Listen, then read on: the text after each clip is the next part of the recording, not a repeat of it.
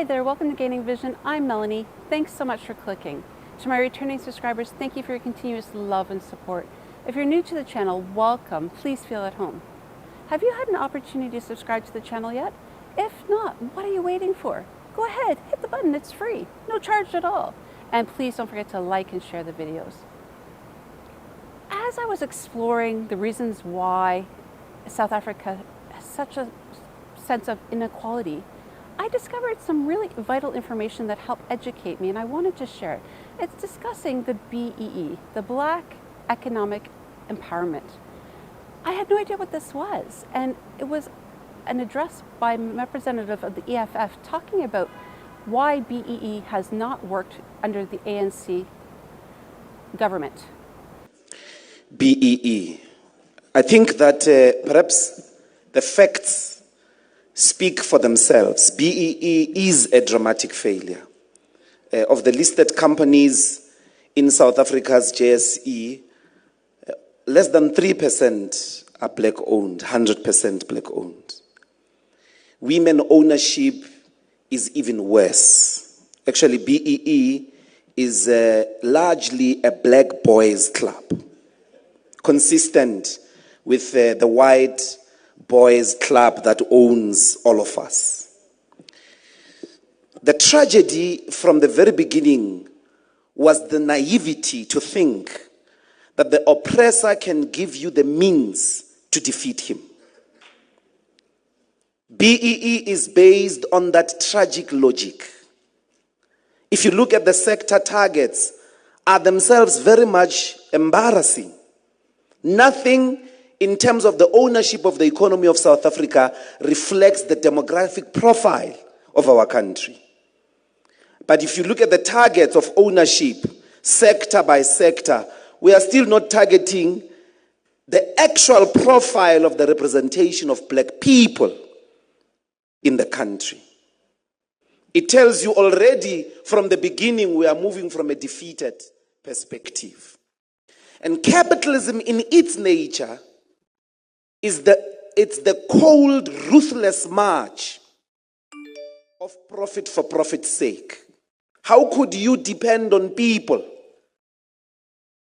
whose intention, whose entire project in life is the pursuit of money for money's sake to transform anything? I discovered a lot of facts, including barriers that many Black Africans face when wanting to start business. First of all, most entrepreneurs in South Africa are white men. Very few are black men, and even less are black women. The reasons for that are simple. One, he discussed having a state bank so that Black Africans have access to funding to ensure that they have clear options for credit to help start and sustain a business. Proper business. Black people can't participate in innovative businesses for a very simple reason. Because you don't have a bank of your own. The South African banks don't believe in you. They don't believe in black talent. They'll never give you enough money to be able to become a captain of industry. There's nothing we can do until we have a bank of our own. So step number one, we need a bank. And that bank must become a state bank. That is going to waste money on you, like the apartheid government did on Afrikaners. He discussed how Toyota had this same thing and promised 40 years of economic support for them to get and launch a successful business. This is not available to Black Africans currently in South Africa. Thirdly, we need our own bank. That is the path to economic freedom. That is going to give you funding, give you 40 years minimum, like Toyota. The story of Toyota, which at the moment, there's no village in the world without a Toyota in the world. But if you look at the story of Toyota, it was properly supported by the state for 40 years until it became the giant that it is. It's the story of a number of companies. The strongest agricultural sector in the world is in the United States, but is the most protected from international competition. He also discussed the issue of land, having black entrepreneurs own land to build a business on so that they can prosper and build it to success. That included agriculture. Finally, black people, I don't know who lied to us. We cannot continue calling this place our country when we do not own the land. Actually, the most untransformed of the sectors in terms of this BEE arrangement is the agricultural sector. Land is everything. Kwamanje nje, we're on the land. Even if you want a saloon, it has to be on the land. Perhaps that is the genesis of everything. Without the land, we are visitors in this country.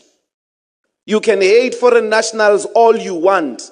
There are people who are campaigning everywhere, program director, that our problem is foreign nationals. Foreign nationals, gwabani.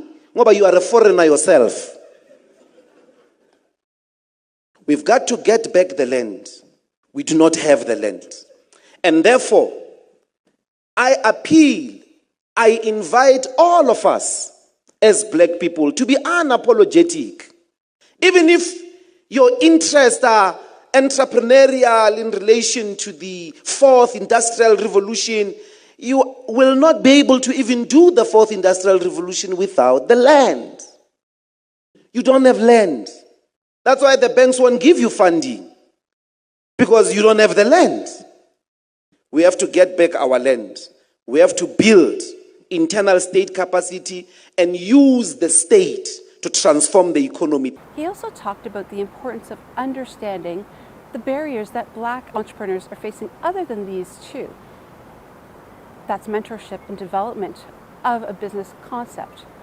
Ensuring that every black African has the opportunity to be educated as well as taught about entrepreneurship. And currently that does not occur. I know in my own classes, there were more smarter kids than me who were getting A's, who passed matric better than me. And even in the university, there were a lot. I remember them, some of which are now loitering in the streets because the system would not allow a majority of us to enter. It already, as a predetermination, only allows the few. So it's not because of your hard work or you are special or because of anointing. It's the system. And the system has to be changed. So I'm not going to leave here with the idea in the head of black people that they are the problem. They are the reason they are not successful. No, it is a system which we have to change. He spoke about how the ANC did not make these a priority in their platform, and therefore, right now, BEE is not a success. He encouraged all governments to take a look at this, all government parties to really explore how it can help the economy if black entrepreneurs were able to succeed and prosper as alongside as white South Africans. We cannot give up on the state because the ANC destroyed it. It is the only thing you have as black people. You can't fold your arms and all go into a mode of condemning government. It is the only shield, it is the only gain of the liberation movement. We've got to build state capacity. We've got to use the government. We've got to use the state to transform our lives. White people are not going to develop you. White people are not going to save you from poverty. If you don't know, the last 30 years is evidence. White people themselves, to become the rich people that they are, used the state. They could have made it without the state. They were protected by the state. They were funded by the state. They were given all types of opportunities by the state. You have to save your state. Don't surrender it to corrupt people. Don't surrender it to people who don't believe in black talent. We've got to save the state and strengthen it. Use it to transform and shift tectonically the ownership patterns in the country. In the private sector, you will not survive. You will not succeed. The ANC is very scared. They have no willingness to take the land. They have no willingness to start a bank. They are too scared, and I don't know who they are scared of. Because for 30 years, everything that they did not work. He can tweak the policies. They are not good. It's not even the policies most of the time. It's the bravery, the willingness to go on and start institutions that the entire white community is going to be scared of, because they won't be special anymore. So we must start a state bank, and we must make sure that it is run properly, and we punish harshly people who steal public funds. That's the philosophy, that's the formula. Thank you very much. Thank you. Having state step in is questionable for many people, but I really think about comparing South Africa to Canada. What I understand, we have many programs that allow all people, despite their background, citizenship, to access funding as well as credit here with our federally commissioned banks, as well as everybody has the freedom and opportunity to purchase land despite their background or status. It is important for us to explore the success of state-owned or federally owned options to help empower people in different countries. The final point I want to make is, it's the biggest, most important point for me. If you have to forget everything that I said, we need a bank. We need a bank. Leave other. Let's just, all of us, gather in 2024 at the voting stations and vote for anyone who's going to start a bank the day after elections. That is going to support black people on any themes. That is going to give money to schools. That is going to give money to... Because we already have the money, but we are not organizing it in the financial sector in order to reinvest in our opportunities. The bank that is state-owned, that is going to focus on black people, is the genesis of transformation. Without it, every effort is futile.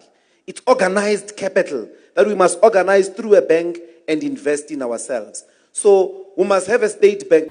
Perhaps South Africa could look at other models across the globe that are currently working using that model to help empower black entrepreneurs. I found it very informative and very important for me to understand the barriers that many black Africans are facing in order to achieve economic success. Were you aware of the BEE? What are your thoughts? How can it develop and expand to help black Africans be successful? I'd love to hear your perspective, so please drop them in the comments. Let's have a discussion and conversate. Let's examine and explore options and opportunities that are available for people across the globe. Until next time, don't forget to hit that notification button and like and share. Until next time, we'll see you later. Bye.